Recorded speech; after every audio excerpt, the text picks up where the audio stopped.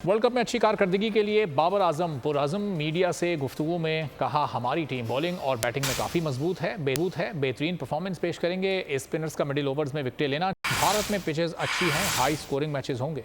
Preparation काफ़ी अच्छी गई है और 2 मैचेस भी हुए हैं, प्रैक्टिस मैचेस। इसमें हमने डिफरेंट कम्बिनेशन ट्राई किया। हमने हर एक को अपॉर्चुनिटी दी कि कोई भी किसी भी सिचुएशन में खेल सकता है। स्ट्रेंथ हमारी दोनों ही है, बैटिंग और बॉलिंग। जिस तरह हमारी बैटिंग जो है वो परफॉर्म कर रही है, ऊपर से नीचे तक, जो मिडिल ऑर्डर में और लोअर ऑर्डर में।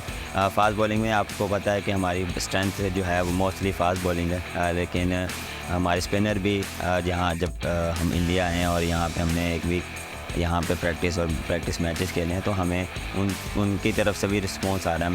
मिडिल ओवर्स में वो विकेटें ले रहे हैं। पिचेस बहुत अच्छी हैं, हाई स्कोरिंग रन्स होंगे।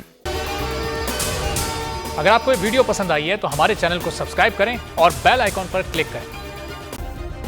सब्सक्राइब करें और बेल दबाएं ताकि कोई खबर रह न जाए।